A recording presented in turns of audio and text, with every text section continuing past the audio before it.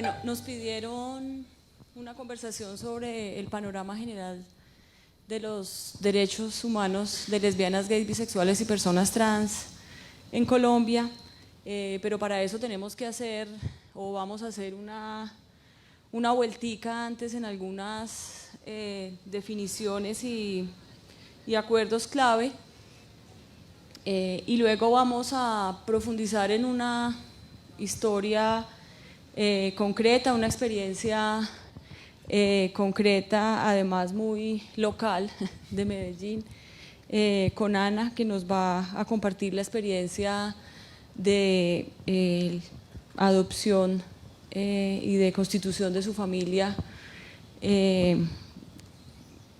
pues a través de ese proceso de adopción, y luego algunas preguntas de parte de ustedes. Bueno, el panorama de las personas LGBT en Colombia, esa sigla que se ha vuelto tan común ahora y tan cómoda, porque no dice nada, porque las personas LGBT en realidad no existen, pues no hay una persona que sea LGBT. Habrá lesbianas, habrá bisexuales, habrá trans, pero LGBT pues un poco difícil. Pero sin embargo se ha convertido como en una palabra que intentó o tuvo un interés muy importante de diferenciarnos, de que no éramos simplemente como antes todos homosexuales, sino que teníamos una experiencia de vida no solamente afectiva y sexual, en términos de orientación sexual, sino también en términos de considerarnos hombres o mujeres de manera mucho más cercana a lo que normalmente se considera un hombre y una mujer en una época histórica dada, o si nos salíamos de esas normas que definen el ser hombre y el ser mujer. Entonces invisibiliza, porque ahora es más cómodo decir LGBT que decir lesbiana, o que decir gay, o que decir hombre trans, o que decir mujer trans. Entonces esa muy buena intención de visibilizar después se convirtió en algo que en realidad invisibiliza. Esto además, pues la discusión en torno a derechos ha sido bien interesante en Colombia, no ha sido fácil, hemos tenido unos, ¿cómo se llaman?, adversarios, unos opositores, unos contradictores bastante fuertes, no solamente políticos, sino también incluso religiosos. Y hemos tenido pues desde argumentos tan simples como que lo nuestro no va más allá de un gusto, como si a usted le gusta la mandarina o le gusta, como si fuera equiparable el gusto por cualquier cosa a amar a una persona, y en realidad eso es más, en realidad como ridiculizar una lucha y ridiculizar como algo tan íntimo de un ser humano. Entonces, mientras para los heterosexuales es el amor por su pareja, es su familia, para nosotros es un simple gusto. También nos ha tocado justificarnos muchísimo, toda la vida nos ha tocado justificarnos, y siempre nos ha tocado como compararnos. Ustedes que son normales, que tienen derechos, ustedes que son la norma, y nosotros. Pero a nosotros además nos pusieron como una responsabilidad enorme, y es que nosotros dizque somos los diferentes y somos los diversos, y yo no sé en qué momento nosotros empezamos a ser los diversos y los diferentes, además diferentes a quién y diversos frente a quién y por qué, pero paradójicamente también nos ven como iguales, como los LGBT todos son iguales. Es como tienen los mismos gustos, van a los mismos lugares, hacen las mismas cosas, es más, son colectivo LGBT, o más allá, son comunidad LGBT, comparten unos intereses comunes. Falso. Probablemente yo como mujer lesbiana tenga más cosas en común con algunos de ustedes en el auditorio, suponiendo que sean heterosexuales, no sé, que con la misma Ana. Si Ana y yo somos lesbianas, eso no nos hizo iguales a las dos. Nos ha tocado construir ser juntas en la vida y vivir el activismo y diseñar estrategias para conseguir derechos, pero pues tener en común que nos gusten las mujeres, además no nos gustan las mismas, por fortuna. Sí, así eso está es una mucho ventaja, mejor. sí. Entonces no es cierto, son como también cuando a veces pensamos en la población afro, entonces los unificamos, todos son iguales y además los estereotipamos, comen así, bailan así, viven en tales sitios y así nos quieren además aprender a nosotros, como pero ¿dónde viven? ¿Cómo son? ¿Dónde están? ¿Cómo vamos a hacer políticas públicas si no sabemos cómo son? Pues eso es de los retos que significa tener una orientación sexual o una identidad de género distinta. También nos han llegado a decir que bueno, que sí, que somos seres humanos, que claro que somos seres humanos y que tenemos derechos, que incluso podemos hacer contratos, claro, les damos permiso de hacer contratos, usted puede hacer un contrato con su pareja para dividir sus bienes, pero porque el contrato del matrimonio, eso está reservado para unas personas, no para todos, pero les damos permiso de hacer contratos. Hay maneras de hacer las cosas. ¿Para qué derechos si lo pueden hacer en una notaría, pueden poner los bienes a nombre del otro? ¿Para qué casarse si ya hicieron todo eso?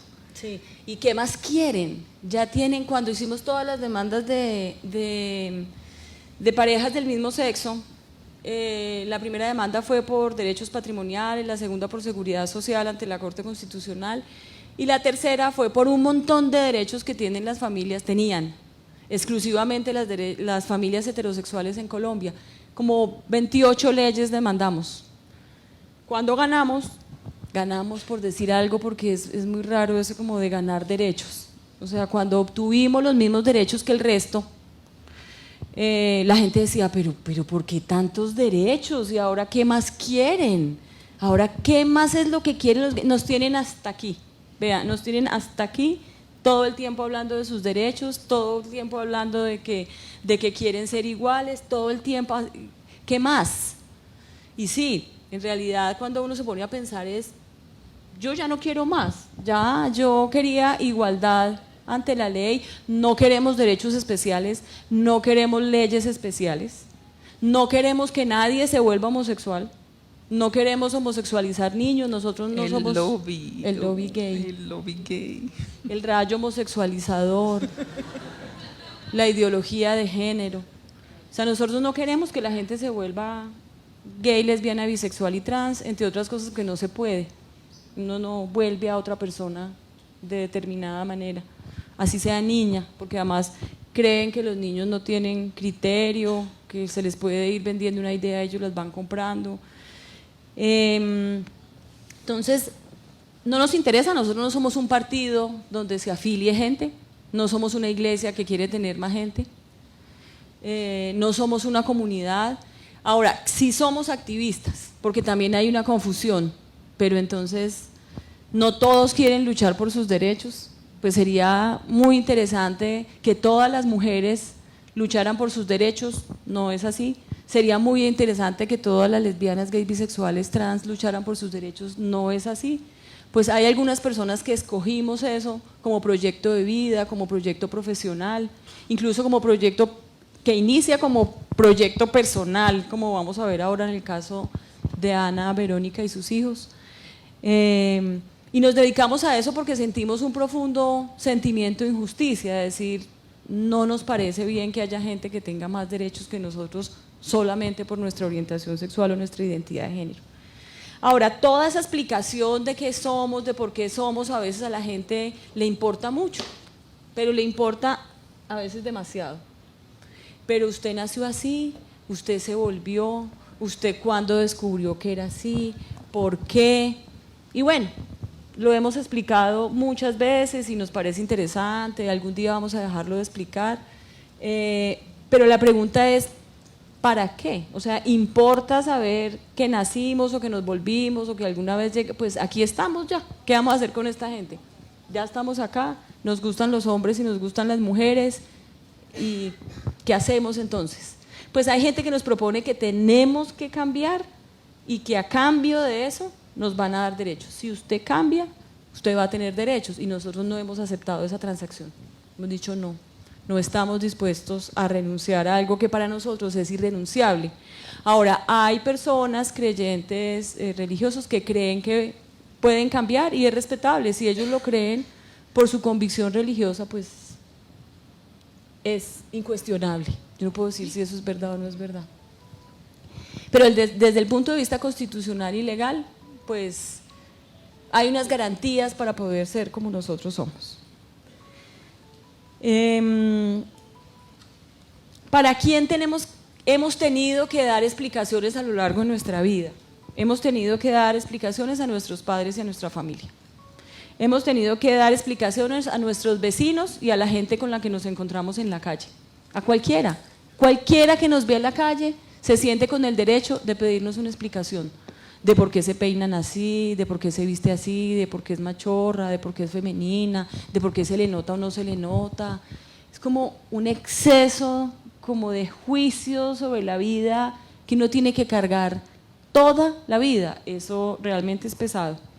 Ante la policía también hay que explicarle que no me diga señora, que no me diga señor si soy trans, que me deje entrar al baño de hombres, al portero me toca explicarle, a la policía me toca decirle que tengo derecho a estar en el parque con mi pareja, al profesor o a la profesora.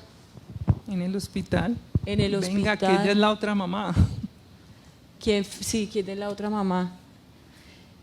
El juez, al político, al cura, al pastor y al rabino. Y ¿cómo se llaman los otros? Imam. Al imam, también hay que explicarle, cuando se dejan explicarle, ¿no? Ahí no cabe mucho. A los congresistas, a todo el mundo hay que explicarle, porque somos así.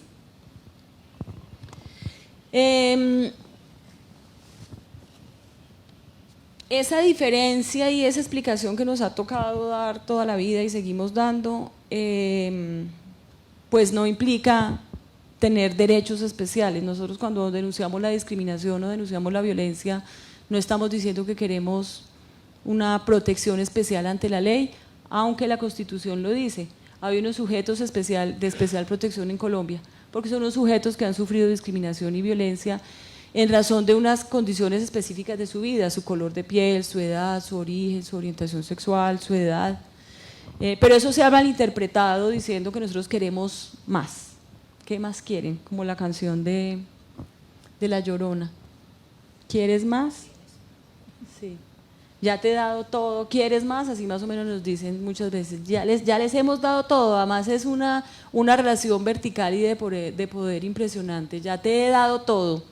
Sí, ya te he dado el poder de casarte, ya te he dado la posibilidad de adoptar, ya te he dado la posibilidad de educarte, ya te he dado la posibilidad de cambiarte el nombre en el documento de identidad, ya te he dado la posibilidad de que te hagan cirugías de reasignación de sexo, ya te he dado el permiso de estar en la calle con tu pareja, ya te he dado el permiso de que las leyes de violencia intrafamiliar te protejan. ¿Qué más quieres? ¿Qué más quieres que te dé? Eso nos dicen quienes tienen el poder. En una de las discusiones que tuvimos una vez en el Congreso de la República a propósito de un referendo que quería echar atrás el derecho a la adopción, una señora estaba ahí muy brava, una señora de edad. Yo estaba en el público, aquí afuera con toda la gente, estaban obviamente quienes nos dan los derechos y nos dan permiso, ahí debatiendo sobre nosotros, ellos debaten sobre nosotros. Ellos están ahí en el círculo diciendo si los que están afuera tienen derechos, y nosotros les vamos a decir hasta dónde. Y eso es poquito a poco, tampoco todo de una.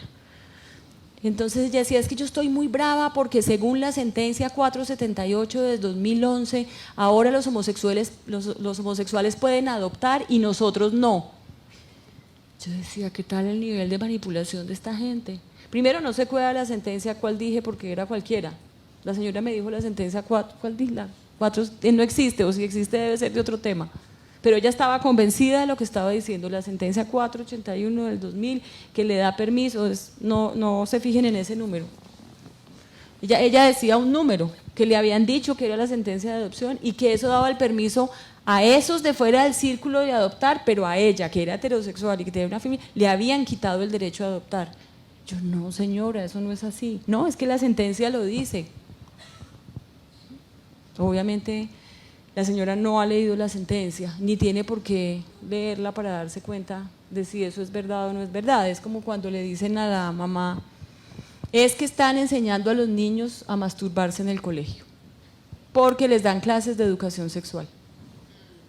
La señora va al colegio, efectivamente ve que hay unas clases o unos talleres o un currículo, lo que sea, de educación sexual. Ella no mira cada una de las clases, ni los contenidos, ni los talleres que hacen, pero verifica que dan clases de educación sexual. ¿Qué concluye? Que le están enseñando a masturbarse al niño, claro. Porque la estrategia ahora es decir un poquito de verdad y un poquito de mentira para confundir. Entonces, se pueden casar, pero no en iglesias, que siempre ha sido la conclusión. Habrá gente que le interesará esa lucha con sus iglesias y que los permitan casarse allá, ese es otro debate. Pero frente al Estado es el contrato social y legal del matrimonio. Bueno, ya puse varios ejemplos de todo lo que nos han dejado ser, todos los permisos que nos han dado. Y ahora, entonces nos dicen, porque ya, pues ya la pelea legal, entre comillas, está resuelta, provisionalmente, no está del todo sellada. En democracia, desafortunadamente, podemos retroceder y estamos retrocediendo. Y ahí ahora estamos aquí muy cómodas, pudiendo hablar. Vamos a ver si en unos años podemos seguir haciéndolo. Esto no está fácil y de verdad que no estoy siendo alarmista. Entonces, ahora el discurso es, ya les dimos todos los derechos, les dimos, ojo, de aquí, les dimos todos los derechos.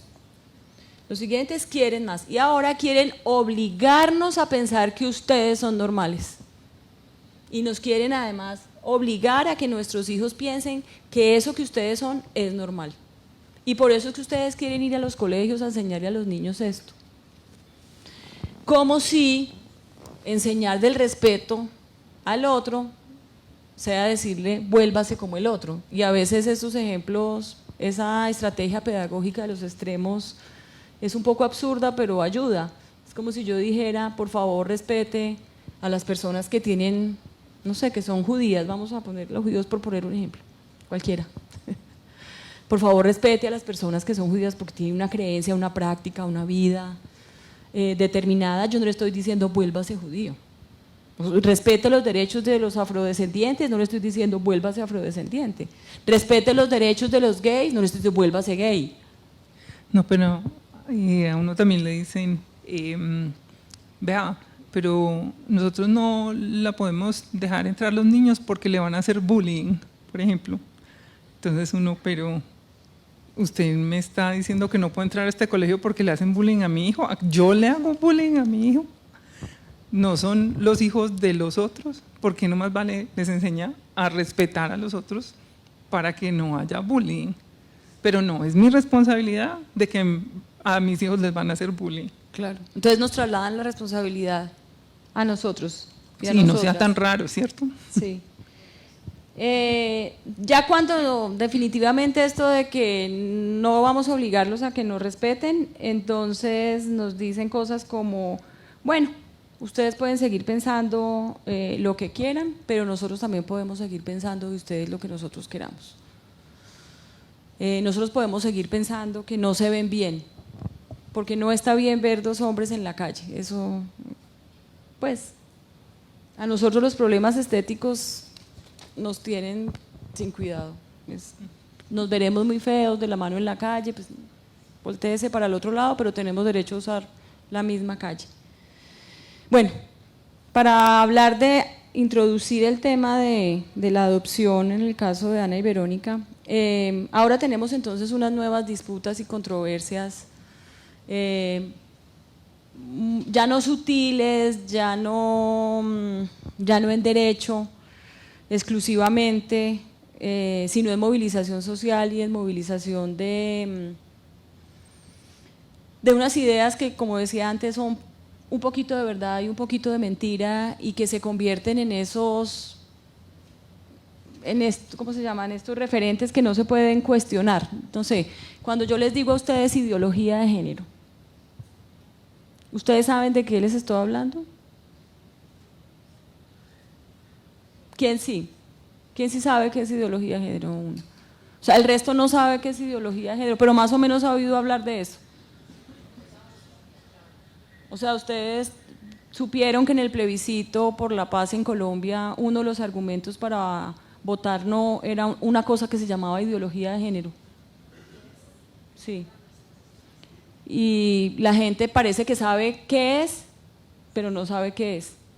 Sí. Pero yo digo ideología de género y la gente sabe de qué estoy hablando, aunque no sepa exactamente qué es, pero es algo muy malo. Es algo muy malo, en todo caso es algo muy malo que tenemos que combatir. No sabemos qué es, pero es una cosa muy mala.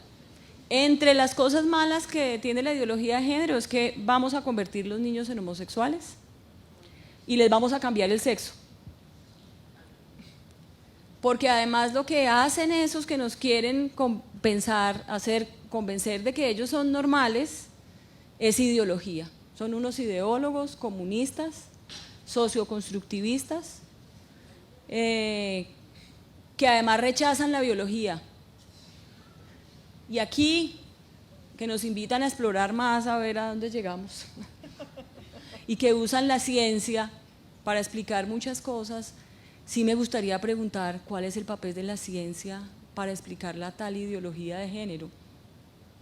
Porque entonces ahora, quienes rechazaron la ciencia toda la vida, pues porque no, yo no soy experta en ese tema, pero no era la ciencia la que explicaba nuestra existencia en esta vida, ahora se volvieron expertos en biología. Y te dicen, no, yo no estoy diciendo un discurso religioso, yo estoy hablando desde la biología. Y desde la biología es una certeza que nacemos hombres y mujeres, incontrovertible. O sea, la biología es incontrovertible. ¿Bien? O sea, la biología se volvió religión, según esto. No hay nada que nos haya enseñado más la biología que la diversidad. No hay nada que nos haya enseñado más la biología, y es que no nacemos hombres ni nacemos mujeres. Que ojalá nos hicieran un examen a ver si llegamos tanto a esos marcadores de lo que es hombre biológicamente o de lo que es mujer biológicamente. Pero es que ni siquiera de la teoría del diseño inteligente, entonces, pues, ¿cómo es que no cabemos? ¿Cómo es que la diversidad no cabe dentro del diseño inteligente? Pero es que nuevamente es una justificación de lo injustificable. Es usar una teoría para decir por qué estos tienen menos derechos que otros y para descalificar el discurso del otro.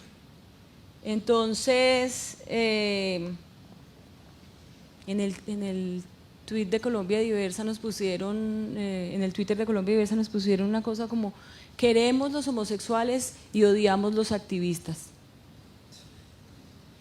Así, a mí me dijeron así. No, es que nosotros no tenemos ningún problema con que entre al colegio mientras no hagan activismo. Y yo, ok, no, yo no voy a mandar a los niños vestidos con camisas de orgullo gay, ellos van a usar uniforme y yo no voy a venir aquí a nada de eso. ¿Cómo así? No, entonces no podemos venir las dos a las reuniones del colegio porque eso es activismo. Sí, es como nosotros, claro, los activistas sí hablamos todo el tiempo de esto, pues es el trabajo mío. Pero pues a veces yo los fines de semana quiero descansar, pero mis amigas me quieren preguntar que cómo va el matrimonio, que al fin yo le digo, no, toda la semana he hablado de eso. Hablemos hoy del gato. Pero en realidad es como si nosotros todo el día nos estuviéramos promocionando. Todo el día estamos hablando de esto, todo el día queremos que la gente sea así, nuestras familias a su vez reproducen esto. Es como, y eso, unos mitos alrededor nuestro, además de ese que somos iguales, tenemos sexo de maneras desaforadas, brincos diera, o tenemos sexo todo el tiempo, o solo pensamos en sexo, o solo nos define el sexo. Es una cosa realmente que raya con lo absurdo. Parece ridículo, pero la gente piensa eso de nosotros, piensa todo el tiempo esas cosas y así nos miran. Entonces, por eso cuando yo estoy con mi pareja en la calle, es vergonzoso para ellos que yo haga esa, les parece casi pornografía, no, casi no, les parece pornografía, no les parece una manifestación afectiva, amorosa, como la tiene cualquier persona, una madre con un hijo, una abuela con el nieto, una pareja de hombre y mujer o de dos mujeres, no es pornografía, lo nuestro es un simple gusto pornográfico. ¿Y para qué nos casamos si somos súper promiscuos? Somos ¿cierto? muy promiscuos. Muy promiscuos, inestables. Las familias son muy inestables.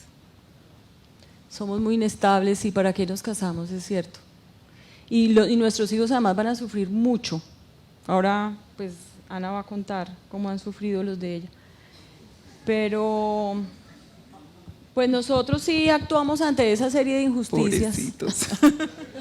Nosotros sí actuamos ante esas series de injusticias, no nos gusta que nos traten así y pues no hay derecho, o sea, y tenemos derecho a organizarnos y eso también es un derecho. Les cuento que en algunos países donde las organizaciones LGBT ni siquiera pueden tener personería jurídica, aquí tenemos la ventaja de que hay un amplio movimiento de derechos humanos, que además ya en este momento tenemos alianzas con el movimiento feminista, con el movimiento de derechos humanos, que en realidad esto dejó de ser del interés de un grupo en específico y empezó a ser considerado, digamos, de los debates de la democracia y el pluralismo. Pero hay otros que quieren que todos seamos como ellos son, además. Todos quieren que todos seamos como ellos. Nuestra propuesta es distinta, puede que no les guste. Nosotros queremos que todo el mundo sea como quiera, incluso evangélico, o incluso lo que quiera, que tome las opciones políticas y filosóficas que quiera. Nosotros no queremos imponerle a nadie absolutamente un modelo de vida porque nos parece el mejor, no, nosotros queremos, no entendemos esa lógica de, como nos lo hacen en estas nuevas disputas, de que es que si nosotros luchamos porque se reconozcan nuestras familias, es quitarle derechos a la familia heterosexual. No entendemos esa lógica de quitar de un lado y poner en el otro. Es que le están dando más derechos ahora a los homosexuales que a los heterosexuales. Esto es muy raro, pero eso le venden a la gente todo el día. Además, a través de unas herramientas incuestionables, unos videos en WhatsApp que duran 10 segundos. Los homosexuales van a acabar con el mundo, con la familia y con los niños. Cuidado. Usted no sabe de quién es el mensaje, quién lo firma, pero usted empieza a creer que eso es verdad porque además juegan con esos pánicos sociales con los niños que tanto protegemos. Con los niños que creen que son de ellos, ¿no? No te metas con mis hijos, dicen ellos, como si los niños fueran de ellos, no de todos, y que entre todos los cuidamos. Bueno, entonces, entre todos esos derechos que ya les mencioné, entre ese panorama muy rápido de derechos que ya tenemos, que no ha sido fácil conseguirlos, que fue muy rápido en Colombia, que Colombia es modelo en la región de logros en la igualdad, en igualar a la gente. Y cuando digo igualar a la gente es eso, igualarla, ni siquiera estamos pidiendo más, es un mínimo. El discurso de los derechos humanos es uno de los discursos más conservadores, ni siquiera estamos pidiendo nada. Les parece terrible, pero es de verdad muy conservador, es lo mínimo, estamos pidiendo lo mínimo de dignidad, que nos traten como tratan al resto de seres humanos, no más, ni siquiera estamos pidiendo más. Por ahí Florence Thomas hace mucho tiempo hablaba de que teníamos derecho a la indiferencia.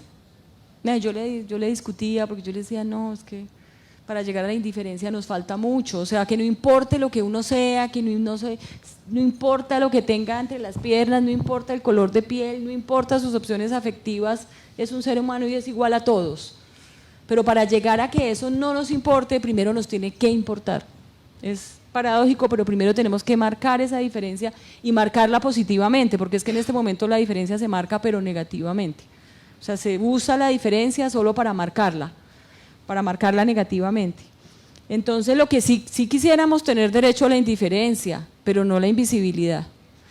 Ayer estábamos en una charla en Bogotá y un padre de familia decía, mi hija de 13 años me dijo que está cambiando de identidad sexual, lo decía él, y yo la apoyo y la quiero, pero yo le pregunto a mi hija, en palabras de él, ¿por qué tiene que declararse?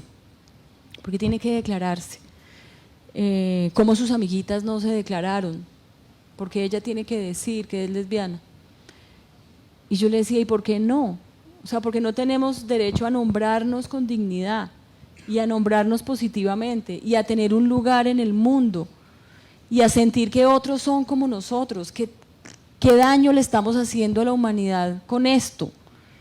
¿Qué diferente tenemos nosotros los gays, las lesbianas, las bisexuales y las personas trans de los otros seres humanos, además de tener una sexualidad distinta? ¿Eso en qué daña al mundo? Es lo que no hemos logrado entender.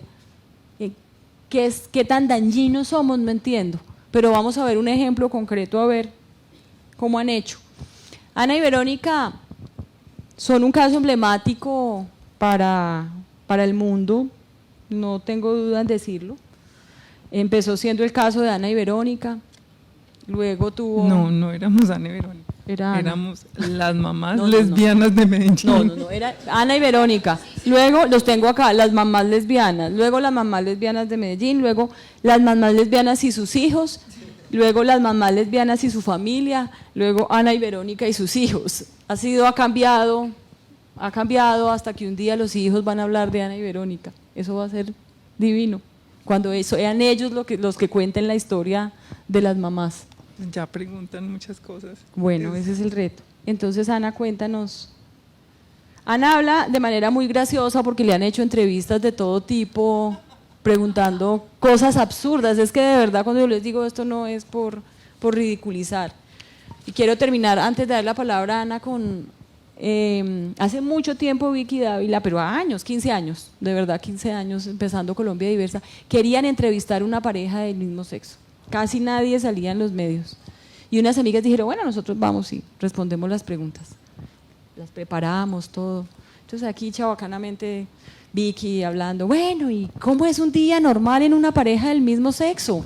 No, pues nos levanta… No, el programa está grabado, búsquenlo. No, pues nosotros nos levantamos y hacemos el desayuno y nos bañamos. Bueno, y entonces, y preguntas y de pronto dice, bueno, por ejemplo, les voy a hacer una pregunta. ¿Y quién plancha? Y ellas se quedaron calladas y luego soltaron la carcajada y dijeron, no, nosotras no planchamos. Entonces ese tipo de preguntas le han hecho a Ana, ¿no? ¿Y quién es el papá? ¿Y quién es la mamá? ¿Y qué va a pasar en el colegio? También preguntas legítimas porque la gente no está acostumbrada pues, a ver gente que cree distinta. Pero entonces, Ana, cuéntanos, desde que empezó el óvulo. Bueno, pues yo creo que todo empieza porque pues teníamos una niña, vinimos en embarazo de Europa y en esa época recién estaba la unión marital de hecho, estábamos estrenando unión marital de hecho y entonces era chévere porque en Alemania hicimos una unión marital de hecho y en Colombia, qué chévere, qué progreso, aquí ya podemos hacer eso, ya nos podemos proteger la una a la otra, pero ¿qué pasa con la niña? Cuando, pues en esa época, cuando una lesbiana tenía un bebé, había el certificado de nacido vivo y uno iba a registrar al bebé y aparecía como mamá soltera. Entonces le ponían los dos apellidos de la mamá. De la que parió. De la que parió, la del certificado de nacido vivo. Y había que decir si uno sabía quién era el papá para que el bienestar familiar fuera y lo buscara y hubiera un reconocimiento porque un hijo sin papá, eso era una tragedia. Entonces, Verónica ahí no contaba para nada y teníamos una inseguridad jurídica muy grande porque si a mí me pasa algo, pues si me pasara algo, no había cómo, pues ninguna cosa legal que hiciera que Verónica siguiera con la niña. Entonces estábamos buscando alguna manera de que las dos tuviéramos alguna poder legal, tuviéramos una relación legal con la niña y nos dijeron, no, la tiene que nombrar apoderada. Y yo, ¿cómo así apoderada? No, y para eso necesita un abogado y necesita hacer papeles. Pues, pero ¿cómo así? ¿Por qué? Entonces dijimos, ¿y será que Verónica la puede adoptar? Porque existe la figura de la adopción por consentimiento. Y la ley decía, en el bienestar familiar, en la página web del bienestar familiar decía, el cónyuge o compañero permanente puede adoptar los hijos biológicos del otro. Y no decía el cónyuge o compañero permanente del género opuesto. Entonces nosotros dijimos, por ahí es que nos vamos a meter. Entonces estábamos viviendo en Guarne. Entonces ya se imaginan pues cómo era la oficina del bienestar familiar en Río Negro, que era donde nos tocaba ir. Pues esas oficinas dan grima, de verdad, qué pesar. Esa gente trabaja con las uñas.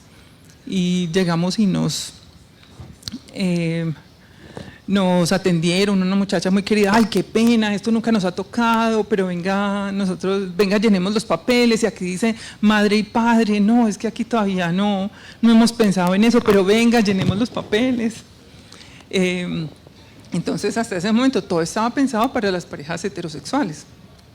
Venga, yo le paso esto a Jurídica y les contestamos. Y nos contestaron, y lo que nos contestaron: ustedes ya tienen muchos derechos, pero no tienen el derecho de adoptar. Además, no son familia. No son familia, entonces, pues más o menos váyanse, porque esto no es para ustedes. Entonces decidimos entutelar al bienestar familiar. No por el derecho de adoptar, porque nadie tiene derecho de adoptar, sino por el derecho de que nos trataran como a cualquier otra pareja, que nos evaluaran, que tuvieran el interés superior de la niña, pues que pensaran en ella. Ellos nos despacharon sin conocerla, sin saber si era flaca, gorda, si estaba desnutrida, si era inteligente, si la manteníamos en una jaula en la casa, pues qué clase en qué condiciones estaba, no la conocían siquiera, y ya nos estaban diciendo: no, ustedes no pueden hacer este trámite. Y pues nos arriesgamos y entutelamos, y no esperábamos nada, de verdad que no esperábamos nada.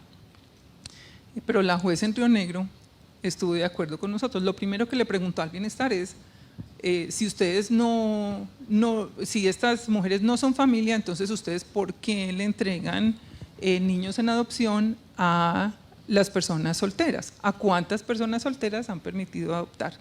Y también preguntó cuántas de estas personas son homosexuales. Entonces, cuando el bienestar no supo contestar, falló a favor. Y eso fue un escándalo. Eso, pues para nosotros muy asustador, porque la prensa empezó a llamar, empezó a preguntar cosas, y nosotros no queríamos que nosotros no queríamos que supieran quiénes éramos. Estábamos asustadas de la homofobia. Entonces llamaban a la casa y yo no quiero dar una entrevista. No, pero sí, venga, no. Entonces hagámoslo lejos de la casa, y nos encontrábamos en parques, pero lejos de la casa, de espaldas, sin nombres. Entonces no queríamos que nadie supiera quiénes éramos. ¿Eso hace cuántos años? Eso fue en el 2009. Gracias. No, hace 40, en el 2009. Sí, entonces nos entrevistaban y nos preguntaban cosas. Marcela estaba diciendo aquí, nos preguntan: bueno, ¿y ustedes cómo hacen para tener una vida normal? Y yo: ¿normal qué? Yo me levanto y hago el desayuno y organizo a la niña y vamos a la guardería, y hay que llevar el carro al taller, y hay que pagar los impuestos, y hay que, pues todo lo que hace una familia así. Pero ustedes ¿cómo hacen para tener vida de pareja enfrente de la niña? Y yo: ¿usted tiene vida de pareja enfrente de sus hijos? Pues nada, lo que la niña ve es que nos queremos y nos respetamos y nos apoyamos, y uno ¿qué más quiere que vean los hijos sino eso? Entonces pues era muy raro. Entonces el bienestar familiar apeló esa decisión, y apeló también a la Procuraduría, que se interesó por el caso. De manera especial. De manera especial. Yo no sé cuánta plata gastó la Procuraduría persiguiéndonos y apelando, y en abogados y todo, para que las cosas no funcionaran. y se fue al Tribunal Superior de Antioquia, que falló a favor también. Entonces, eso sí que fue un escándalo. Ya esto estaba casi en firme, pero no decía que podíamos adoptar, simplemente decía: a estas señoras se las tiene que tratar como cualquier otra pareja que se acerca al bienestar familiar por un trámite. Ningún juez puede ordenar una adopción. Sí, es que solo para aclarar o para reiterar, ellas llegan al bienestar familiar, hacen una solicitud de adopción, la señora ve que es una pareja del mismo sexo, lee el código del menor y dice: no, aquí dice que es hombre y mujer, ustedes son dos mujeres, no adoptan. Ahí fue donde ni siquiera miraron la niña, ni siquiera las entrevistaron a ella, ni siquiera les abrieron el proceso, no, chao, cerrada la puerta. O sea, ni siquiera tuvieron una entrevista, no se tomaron el trabajo, lo que decían ahora, de ver la niña, no, nada. Aquí la ley dice que no, adiós. Y lo que dice el juez es: ábrale un proceso, que después de un proceso donde ustedes evalúen la idoneidad, que es la principal requisito para adoptar, cuando ustedes evalúen si esas dos personas son idóneas para adoptar, entre ellas ya la mamá era idónea, la había tenido, la otra vivía con la niña, evaluar esa idoneidad es mucho más fácil, haga el proceso, porque el juez no podía decir adopte, porque el juez no es competente para hacer eso, solo el bienestar familiar. El bienestar familiar dijo: inicie el proceso y luego diga si sí o si no, pero no le cierre la puerta así. Entonces, después del fallo del Tribunal Superior de Antioquia, el bienestar tenía la obligación de abrir un proceso. Aunque eso iba camino a la Corte Constitucional, no importa lo que se demorara, debían abrir un proceso. Pues abrieron el proceso y dijeron: son dos mujeres, aquí ustedes no pueden adoptar, cerrado el caso. Pero cumplieron. Ah, sí, ellos cumplieron con la tutela, siguieron el procedimiento administrativo. Y ni siquiera fue el bienestar, fue la Procuraduría que nos citó, y fue la procuradora encargada aquí en Medellín, que dijo, ahí tenía a la nutricionista, a la psicóloga, a la trabajadora social, ellas no dijeron una palabra. La Procuraduría dijo: no, nada, aquí no hay nada, entonces si quieren tienen que apelar. Y el caso se fue a la Corte Constitucional. Entonces ya era el 2010 para esta época y ya teníamos otro bebé. Porque a pesar de que no nos dejaban adoptar, nada, pues para las mujeres nadie nos puede decir que no podemos tener hijos, eso sí no se puede. Los hombres desafortunadamente la tienen más difícil. Entonces otra razón muy grande y poderosa para dar esta pelea. Entonces pasaron, ¿cuántos años? Hasta el 2014, otros 4 años. 13. Sí, otros 4 años antes de que se pronunciara la Corte Constitucional. Entonces durante esto nos tocó pues cantidades de cosas. El presidente de la conferencia episcopal diciendo que no éramos idóneas, que los niños necesitaban una mamá y un papá, un referente femenino y un referente masculino para desarrollarse bien.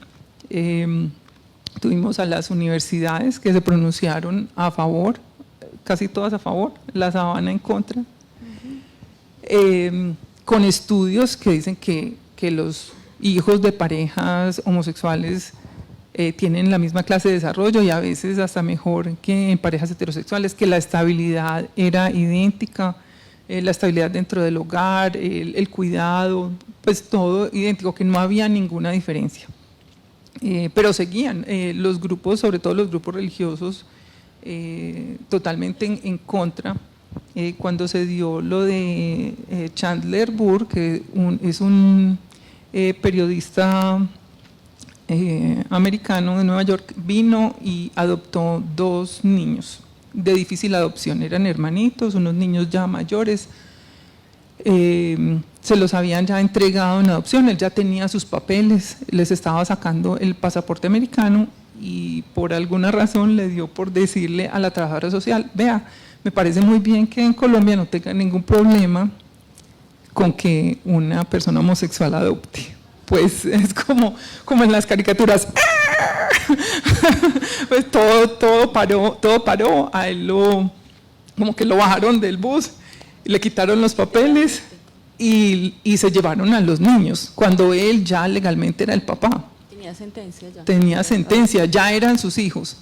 Y sin probar, ellos simplemente porque decían que iban a sufrir un daño, no se los entregaron. Uno no puede hacer eso, uno no puede actuar legalmente pues, especulando que va a suceder algo. Ellos tienen que probar que algo sucede, pero no, aquí ellos dijeron, no, estos niños es como poner un diabético en una dulcería, así dijeron de la conferencia episcopal. Son expertos en dulces. Sí. Pero con ese caso la Corte Constitucional dijo que sí éramos familia, y eso fue un paso adelante. Entonces ya era un obstáculo menos. Sí, en el 2011 se ganó la adopción individual. La Corte dijo, pues no hay ninguna razón probada de que una persona homosexual sea perjudicial para un niño o una niña que quiere adoptar. 2011. Y no es como que no estuviera sucediendo. Hasta ese momento el Bienestar ya había entregado niños a personas homosexuales. Eso está muy interesante. Un abogado, se llama Germán Humberto Rincón Perfetti, dijo esto mismo que está diciendo Ana aquí. Pero qué raro, si hay un montón yo conozco un montón de amigos homosexuales que han adoptado en Bienestar Familiar. Pues la Procuraduría le puso un proceso y le dijo, dígame los nombres de las personas que han adoptado. Y a él perdió la memoria. Dijo, no, pues no, me han dicho, yo no sé quién es, o sea, yo quiero saber quién ha adoptado. Sí. Porque entonces esto se convirtió en una persecución de niños y niñas y de gente que había adoptado. O sea, a ese punto llegó la Procuraduría General de la Nación en Colombia, a perseguir, a pedir nombres de gente que adoptaba. La otra cosa es que es ilegal el bienestar familiar. Nadie, en ningún lugar, en ninguna entidad puede preguntar la orientación sexual de una persona. Para ningún servicio. A ninguna. Ni para el baño. Nada. Ni para el baño. ¿Usted va a entrar al baño de hombres o de mujeres? No se puede preguntar. Entonces, a menos que a uno se le notara el bienestar, pues el bienestar negaba adopciones si tenían sospecha de que la persona era homosexual. Pero si no había ninguna sospecha o si el funcionario estaba de acuerdo, entonces había adopción. Entonces, este es como este periodista.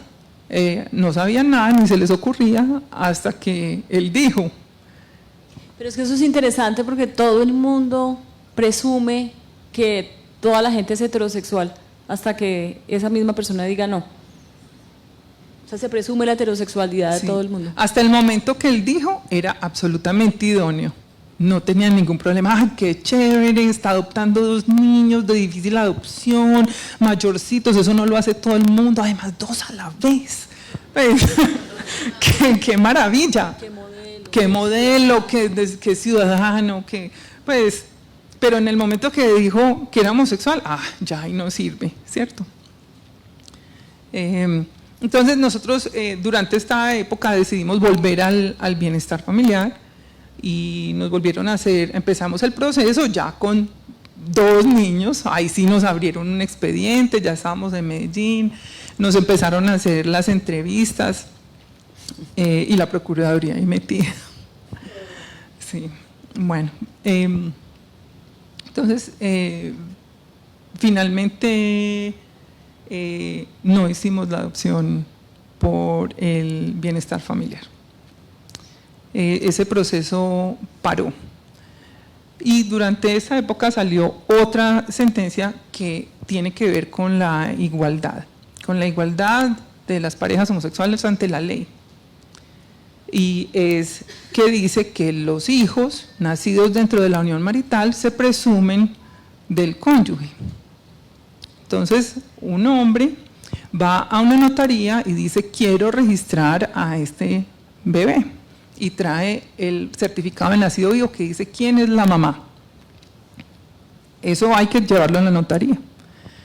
Y el señor le dicen, muy bien, aquí está el bebé, póngale, márquele los piecitos, las manitos, como quiere que se llame, y ahora firme aquí.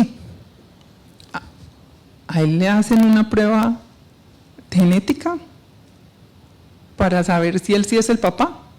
No, simplemente porque se presume. Se presume que es el papá porque él está dispuesto a asumir la responsabilidad de ser el papá legalmente. Pero hay otros casos donde va la mamá, la que parió el niño, va y dice el papá es Hernando Muñoz. Yo tengo un hijo y el papá es Hernando Muñoz. Si Hernando y yo tenemos un matrimonio o una unión marital de hecho, se presume que es hijo de los dos, a no ser que Hernando diga, impugne esa paternidad. Mientras tanto, se presume sin hacerle ninguna prueba. Incluso cuando a nosotros nos llegó el caso a Colombia Diversa, yo misma, Marcela Sánchez, yo dije, no, pero ¿cómo vamos a decir en el caso de dos mujeres que se presume hijo de los dos? O sea, pues ya es un absurdo, así biológico. Imposible sí, pues, de cumplir. imposible, biológicamente no es. Claro. Verónica no es biológicamente la mamá de los niños, pero si ella está dispuesta a aceptar esa responsabilidad y a poner su nombre ahí y aceptar esa relación legal con todas las responsabilidades que implica, entonces ¿por qué no? Y si no la van a dejar, entonces por favor háganle prueba a todo hombre que se arrime a registrar a un niño. Porque es igualmente presumido. Pero claro, es presumido, no les, como decía Ana, no les hacen una prueba. Nosotros fuimos con una pareja de mujeres en Bogotá a registrar los hijos y el notario nos llegó a decir, tienen que hacerse una prueba para ver si el óvulo de ella fue implantado en el útero de ella, para ver si hay material biológico de ella y entonces es hijo de las dos. ¿Qué? Así. Llegó a ser más grosero, llegó a decir, o es que lo hicieron con el espermatozoide de ella. Dice, señor notario. Le faltó poner atención en clase de biología. En clase de biología. Pero es igualmente presumido, o sea, la ley lo permite. Entonces, eventualmente, como con tantos problemas que tuvimos con el bienestar familiar, resultamos haciendo la vuelta de la adopción por ahí. Los niños nacieron, el registro, porque de verdad no es una adopción. Ese es el nombre equivocado. Lo que nosotros estábamos haciendo era un reconocimiento de una familia que ya existía. A los niños estaban muy chiquitos. Y cuando les estaban haciendo las entrevistas en el bienestar familiar, nosotros les dijimos a las psicólogas, no vayan a hablar de adopción. Vea, si usted menciona la palabra adopción, la cojo a pata. Pues yo, la mamá leona. Porque adopción implica unas cosas pues malucas, implica, pues igual que puede ser una cosa implica abandono, pérdida. Pues era muy difícil explicarle a los niños que ya tenían las dos mamás, a Ana y a Verónica, decir, pero ¿y por qué mami, le dicen a Verónica, por qué mami nos va a adoptar? No era cierto, ya era la mamá. Sí, eso no era una adopción, era un reconocimiento de la familia. Entonces, ¿qué les dijimos? Cuando fuimos allá y los iban a entrevistar, entonces, pues hay que ir. ¿Y por qué estamos aquí? Pues, mira, muñeca, hay un papel que tiene el nombre de la mamá. En la casa somos mamá y mami. Tiene el nombre de la mamá. Y dice que la mamá es la mamá. Lo que nosotros estamos pidiendo es que pongan en ese papel el nombre de mami también, para que mami también sea la mamá. Y para ella eso fue suficiente explicación. Tenía 6 años. Entonces, cuando la entrevistaron y salimos, y nos dijo, ay, sí les dieron permiso. Así, qué belleza.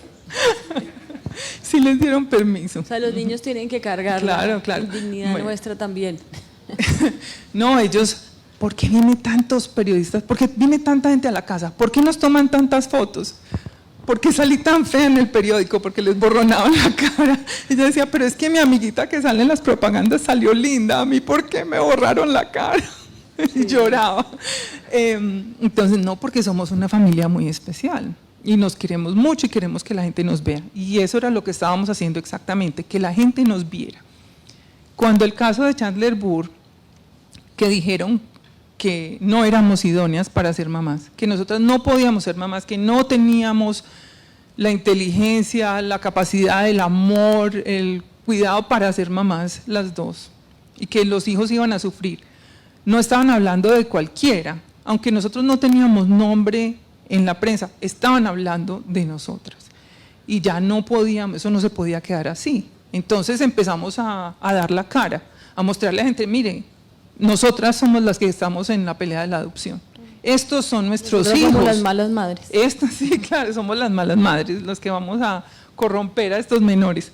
Pero entonces a mostrar la cara y a mostrar que nuestra familia era como cualquier otra familia, con los mismos problemas, con que hay que levantarse temprano porque viene la ruta a las 6:05 de la mañana, que los niños se vomitan en el carro, que hay que comprar cartulinas a medianoche, que hay que ir al médico, que hay que ir a mercar, que hay que hacer malabares con las cosas para que le alcance uno el tiempo, para hacer todo lo que hay que hacer como cualquier otra familia, y a tratar de que la gente cambiara ese imaginario que tenía de lo que somos las familias homoparentales. Entonces, nos empezaron a ver, la gente empezó a reconocernos en la calle, a mí me hablaban, me decían, ay, un niño en la calle, en un almacén, ay, hola, ¿cómo te llamas? ¿Cuántos años? Yo también tengo una niña que tiene 6 años. Y entonces me dice la dependienta del almacén que está al lado mío, oiga, pero los suyos ya están más grandes. Entonces me dice la que está al lado, ay, es que ustedes, ay, no, me parece muy chévere. Y eso es, pues es súper importante para nosotras por el miedo que teníamos. Nos empezamos a dar cuenta que la gente no tenía una opinión. La gente está muy preocupada con lo que se va a comer al otro día. Entonces es una oportunidad. Ser visible le brinda a uno una oportunidad de generar una opinión. Es una persona que lo conoce a uno, que ya no, pues que piensa en otra cosa diferente cuando le hablan de las personas LGTBI, de una lesbiana, una persona gay, una pareja gay. Y es otro cuento. A mí me parece que cambió mucho la actitud de las personas y el clima en general cuando nos empezaron a conocer. Entonces salió el fallo, nos dijeron que podíamos adoptar, era un fallo específico para el caso de nosotras, decía, puede el cónyuge, compañero permanente, puede adoptar el hijo biológico del otro, pero solo los hijos biológicos, que me parece una injusticia grandísima, porque los niños adoptados también tienen derecho a tener 2 personas responsables. Ahí vamos. Ahí vamos, sí. Y después salió el fallo ya de la adopción conjunta de los profesores del grupo de la Universidad de Medellín. Entonces, que muy gracioso, los niños, las familias nos felicitaban, los del colegio, entonces los niños oían, entonces iban donde mis hijos y les decían, tus mamás ganaron, y ellos venían y decían, es que nos ganamos, pues porque, yo, pues que mamá, ¿qué nos ganamos? O sí, ya, y van a adoptar, y venían ellos así con los ojos como platos. ¿Qué vamos a adoptar? ¿A quién vamos a adoptar? Raquel, ¿tú quieres otro hermanito? No, yo no, tranquila, que es que no vamos a adoptar a nadie. Sí, entonces para ellos eso era una cosa muy rara. Y empezaron a venir más gente a la casa.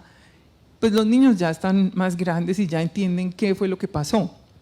Las conversaciones con ellos son muy interesantes porque llevan mucho tiempo oyendo el discurso de igualdad en la casa.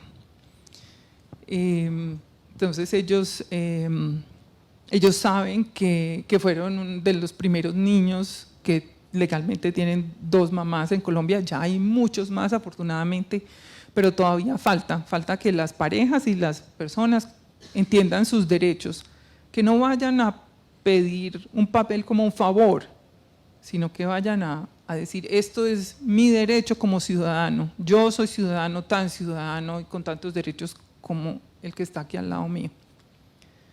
y esperamos que haya muchos más hijos, porque no somos solo personas, ya tenemos derecho a casarnos, tenemos derechos de pareja, y las parejas no se quedan solas muchas veces, sino quieren tener hijos, como cualquier otra pareja. Muchas gracias a todos por escucharnos.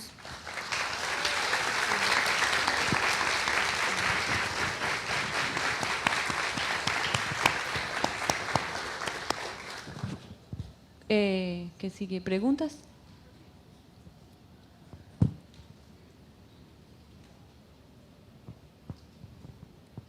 Qué pesar, no quieren saber sobre mi vida normal. ¿También planchan? Sí, no planchamos. Alguien plancha por nosotras. Buenas noches. Mi nombre es Alejandro Gómez, soy abogado. Mi pregunta es frente a un tema que genera mucha controversia, aún incluso entre la comunidad, y es el tema de la maternidad subrogada, especialmente cuando no es voluntad, pues no es, sino que es remunerada, cuando hay de por medio un contrato. Quisiera saber para ustedes cuál es como su opinión al respecto, porque hay mucha tensión frente a ese tema, y es un tema que tiene mucho vacío legal en todo el mundo. ¿Dónde está Viviana? ¿Dónde está Viviana cuando la necesitamos?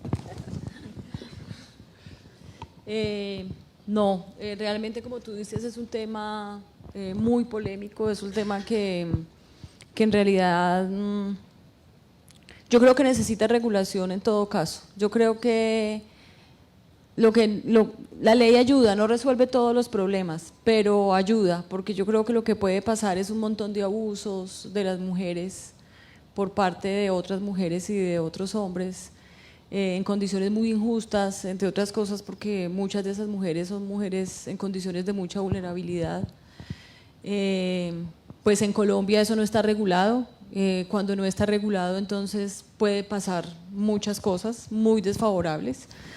En otros países como en Estados Unidos, por ejemplo, está permitido. Nosotros, el primer caso de registro, de hecho, de niños, fue un caso de subrogación de una pareja de colombianos que también son ciudadanos de Estados Unidos, hicieron el proceso en Estados Unidos, tuvieron un par de niños y fueron registrados legalmente como los dos padres allá y vinieron a Colombia a registrarlos y les dijeron que no.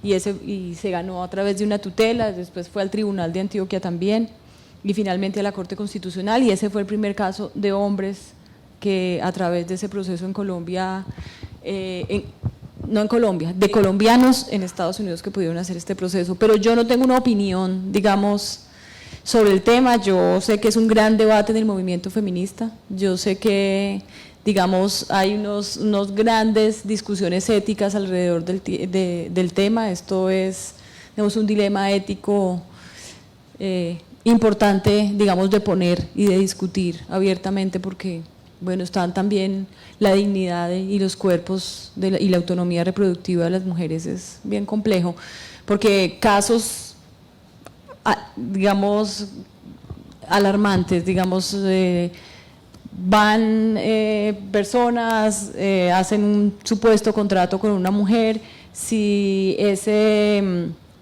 embarazo tiene problemas luego no responden, si viene con alguna malformación, si hay algún problema, dejan a esta mujer abandonada. Es bien complejo. Sí, de lado y lado, mujeres que hacen un contrato y después no entregan al bebé, o que piden dinero. En Colombia la maternidad es irrenunciable. Sí, y además pues también se da, hay abusos por parte de los funcionarios. Acaban de fallar un caso en los Estados Unidos donde los funcionarios de la migración, había unos mellizos y a uno le dieron la ciudadanía americana y al otro no. Pero fue simplemente el funcionario decidió que el uno sí, el otro no. Pero además este no es un tema exclusivamente de las parejas del mismo sexo y de los hombres, o sea, también reducir este debate de la subrogación a las parejas de hombres homosexuales creo que no es decir lo que realmente está pasando. O sea, el problema de de la infertilidad en las parejas heterosexuales también es una realidad y tienen, digamos, están considerando esto como opción. Yo creo que pues no es un debate en realidad exclusivo de las parejas del mismo sexo, pero grueso tema. Buenas noches. Quisiera saber la visión que tiene Colombia Diversa con relación a cuáles son los retos y desafíos que tienen los sectores poblacionales LGBTI en un contexto actual en donde, si bien durante décadas se han reconocido los derechos humanos de la población LGBTI, para nadie es un secreto que actualmente nos encontramos en un gobierno donde pues busca invisibilizar, busca a través de sus discursos pues generar otras opiniones y pues que así como avanzamos paulatinamente en el reconocimiento de derechos, también posiblemente podemos retroceder en los mismos. Sí, pues nosotros, yo creo que somos privilegiados. ¿Cuántas personas diversas soñaron toda la vida con ver lo que estamos viendo o lo que vimos en los últimos años en materia de derechos? Muy rápido, pero desafortunadamente el cambio sucedió en las Cortes y tiene que suceder, como dice, en el corazón de las personas. Nos tenemos que volver parte del paisaje, que no sea nada raro vernos, que no seamos la mancha negra en lo que se ve. O blanca. O blanca, sí. La mancha en las cosas, sí, en el mantel. Pues este no es un desafío que enfrentemos solamente en Colombia por el gobierno particular, esto es un movimiento global pues ideológico que pretende, como decía anteriormente, únicos modelos de familia, son discursos populistas que exacerban los valores nacionalistas, que están en contra de los migrantes, que no están desconectados de las economías extractivas y de los modelos consumistas. Digamos, cuando creo que el gran reto es empezar a conectar esos distintos discursos, es decir, no empezar a ver que este es un ataque a unas minorías, a la población LGBT o a las mujeres o a los derechos sexuales y reproductivos, sino que realmente este es un ataque a la democracia y al pluralismo. Y cuando por lo menos logramos instalar ya el discurso de que estamos en riesgo, porque también creer que porque la Corte conquistamos unos derechos en la Corte y porque la Constitución dice unas cosas, esto está ganado, no, porque creo que no hemos ganado, como dice Ana, los corazones de la gente. O sea, a pesar de que hayamos tenido cambios legales, no hemos logrado convencer a la gente de que somos seres humanos plenos. Y mientras eso no pase, el desafío sigue vivo. Sí, es que tener que entutelar para que se cumplan las cosas, eso no es igualdad. Eso de verdad, las leyes son de papel. Sí, y que sigan discriminando a los estudiantes, que sigan expulsándolo de sus casas, que sigan asesinando gente. Aquí en Caucasia acaban de asesinar una líder lesbiana hace 2 días, que el problema con los defensores de derechos humanos y la deslegitimación del trabajo de los defensores humanos esté en el punto en que está en este país, donde casi diariamente asesinan un defensor de derechos humanos, habla de una crisis profunda de la democracia, no de una crisis que persigue a las minorías exclusivamente. O sea, de un modelo que quiere imponernos algo. Y creo que el gran reto es realmente dejar de pensar en nosotros mismos como minorías. Yo creo que mientras no conectemos con otras causas, creo que no vamos a poder salir de este problema. Además actúan estas fuerzas que quieren retrocesos, es decir, nosotros teníamos oposiciones, por supuesto, siempre hemos tenido a Monseñor diciendo las cosas que dice Monseñor. Siempre hemos tenido a Gerleines sentados en el Congreso diciendo las cosas que dicen tan absurdas. pero nunca habíamos enfrentado gente en las calles movilizando grandes volúmenes de población en contra de otra población. O sea, eso sí me parece perverso, que uno tenga el poder de movilizar un montón de gente en contra de otra, en contra de otros seres humanos, mintiéndoles y manipulándolos. Creo que eso sí nos tiene que poner a pensar qué es lo que tenemos que hacer. Entonces, una de las estrategias es la movilización social, pero también la movilización legal. Es decir, ellos están impulsando, por ejemplo, referendos en contra de la adopción. Ellos querían llevar a votar al pueblo colombiano un derecho que en democracia no se puede consultar. Uno no le consulta a las mayorías si quiere que las minorías tengan derechos porque ya sabe la respuesta. La mayoría le va a decir que no. Eso es una obviedad. No necesitamos consultarle a la gente si tenemos derecho a adoptar porque la gente va a decir que no. Es obvio, para eso existen las cortes. No para que tengamos privilegios, sino que para que nos protejan de la dictadura de las mayorías. Esos son los equilibrios y los contrapesos que tiene una democracia, que tiene el diseño que tiene nuestra democracia. Creo que el reto también en este momento de las comunicaciones como en las redes sociales, esto que de las mentiras falsas. El fake news. El fake news, de las noticias falsas, perdón, las mentiras falsas, mienten las mentiras. Realmente es un reto impresionante. O sea, una vez usted instala a través, hay estudios que demuestran ya en Brasil qué tipo de audiencias votaron por el actual presidente de Brasil y qué fue el tipo de mensajes que de manera segmentada le enviaron a cada población, para poder descubrir por qué mujeres, a pesar de un discurso misógino, claramente sexista por parte del actual presidente de Brasil, mujeres votaron por él. ¿Por qué población LGBT, a pesar de su discurso homofóbico, votó por este señor? ¿Por qué gente del movimiento Sin Tierra en Brasil era capaz de decir que renunciaba a su derecho a la tierra con tal de que hubiera seguridad? Porque también otra de las manipulaciones son los problemas de seguridad, y ojo con eso, necesitamos seguridad, necesitamos protección, necesitamos armar la gente. Esos discursos van todos cogidos de la mano. Entonces yo creo que hay que mirar más allá de la minoría desprotegida, porque es que la minoría desprotegida va a dejar de ser minoría. Cuando todos los que estamos aquí nos sintamos en riesgo y cuando los del siguiente auditorio y los de la siguiente ciudad empecemos a sentir el peso de esa gente que no le gusta un montón de diferencias, no se les olvide que empezaron por los más débiles. Empezaron por los que menos legitimidad social tienen, los gays, las lesbianas, los bisexuales y las trans. Fácil, fácil. Llevamos 10 años de derechos, pues empecemos por esos, que la gente todavía no está tan convencida si tienen derechos o no, y ataquemos a esos, y empecemos por eso, pero no se les olvide que ahí no van a parar. Luego van a seguir por todo lo que no les gusta, por la falda, por el escote, por el corte de pelo, por los discursos. En este momento hay tutelas en la Corte Constitucional que pretenden que los periodistas no digan lo que dicen. Ojo con eso. Bueno,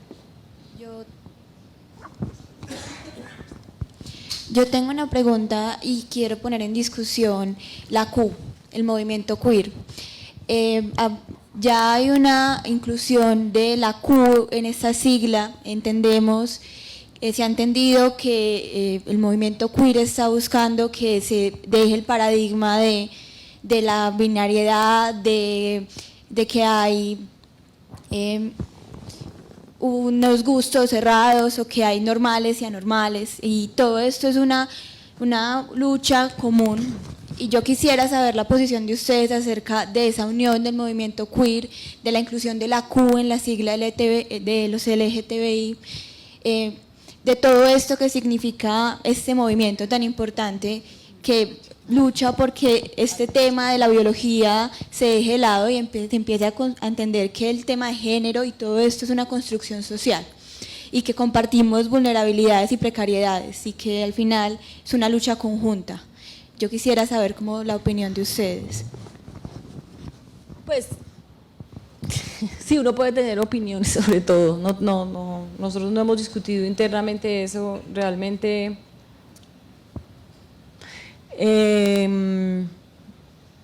No, yo creo que el mundo en términos de las luchas sociales está cambiando mucho y como tú misma dices, ya hay gente luchando por acabar con la binariedad, pero paralelamente hay otros reforzando la binariedad desde la supuesta biología.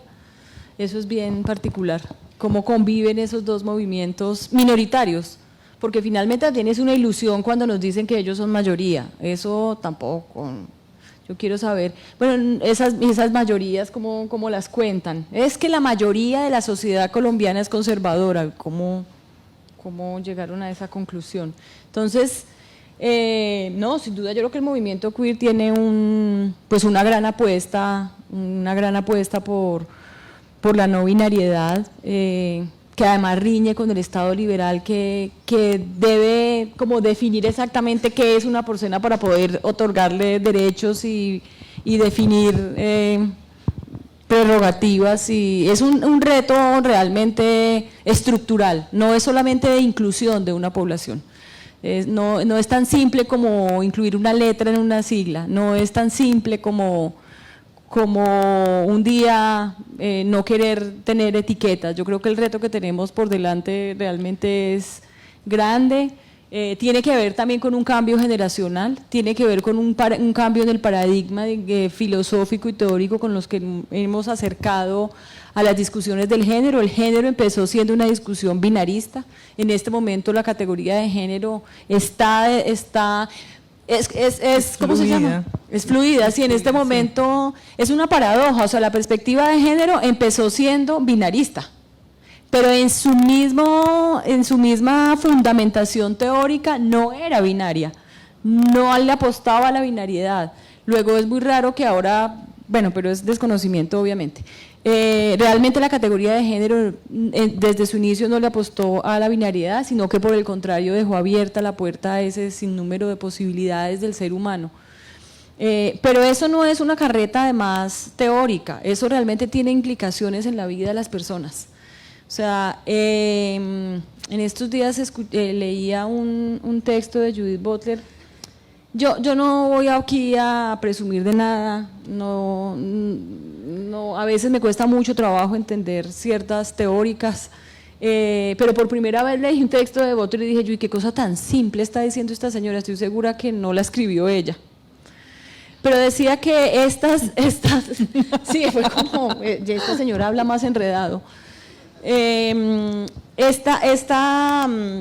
Y disculpen pues la superficialidad, pero en realidad decía una cosa muy sencilla, decía, se ha malinterpretado el enfoque de género cuando el enfoque de género lo único que ha querido es reivindicar la diversidad humana y devolverle la dignidad al ser humano en su diversidad. Es tan simple como eso. Y si hay algo que no quiere la categoría de género es imponer nada, por el contrario, es explotar todo. Pero es un reto que no estamos acostumbrados, o sea, nos gusta concreto. No, la gente como quiere las etiquetas y yo creo que aún dentro del movimiento hay muchas divisiones cuando no debía haber. Por ejemplo, la idea de cambiar de opinión. Las personas que somos bisexuales, que pues podemos cambiar de opinión, igual la gente se casa y se divorcia, se junta con uno, pues tiene todo su derecho de cambiar de opinión, igual puede vestirse como quiera, nombrarse como quiera. Eso tiene unos problemas administrativos para el establecimiento que son tenaces. Pues ¿cuántas veces podemos cambiar de nombre? ¿Cuántas veces podemos cambiar de género? ¿Cómo nos clasifican? ¿Cómo nos analizan? ¿Cómo nos cuentan? ¿Cómo nos nombran? Cuando pedimos y exigimos poder ser fluidos en el género y en nuestras relaciones y en nuestra sexualidad. Entonces, pues también tiene sus retos desde ese punto, pero desde el punto de vista de la tolerancia, todo debía ser aceptado. Si uno no le está haciendo daño a nadie ni a sí mismo, si esa es su persona y esa es su felicidad, pues en mi opinión no debía haber etiquetas ni restricciones. Pero el reto, sí, pues si hay unas trabas administrativas, el problema no es de la persona. No, el no, no problema es. es del Sí. sistema administrativo que tendrá que reformarse, pero Me no puede gustaría ser oír buenas las personas, ideas, ¿cierto? Alguien no tiene que es tener una idea. las personas adaptándose al Estado, sino al Estado adaptándose a las personas. Ujú, total, sí. Pero Pues yo qué creo pena que, cambiar de opinión, qué pena ser tan distinto, señor Estado. Pues sí. Pero es un reto interesante y, Para el Estado quisiera que yo nunca tengo nos curiosidad de divorciáramos. saber cómo los estados pluralistas y diversos van a lidiar con esos retos. como cuando las mujeres fueron a la universidad y qué problema tan tenaz Un con las baño. mujeres en la universidad, no había baños. Ajá, no había baños. ¿Qué problema? Y el problema eran las mujeres, no los baños de la universidad. Lo mismo. Buenas tardes.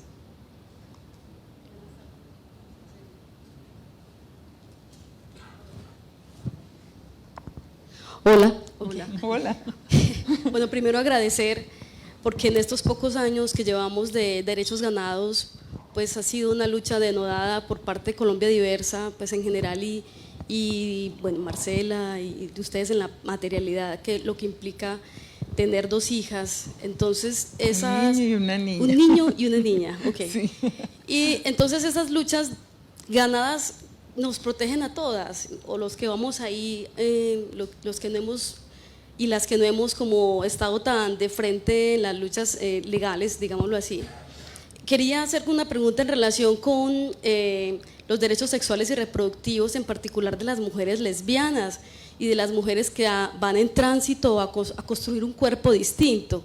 Porque esto que hablamos constitucional, lo que hablamos de la construcción del género, de todas maneras implica una construcción corporal que a la hora de la salud de las mujeres es muy complejo, porque incluso las mujeres en general van a un ginecólogo, muchos son ginecólogos hombres, hay una falta de comprensión de ese cuerpo que es femenino en relación con una medicina que es tan genérica de un cuerpo que interpreta que es hombre, que el cuerpo de hombre y mujer es igual.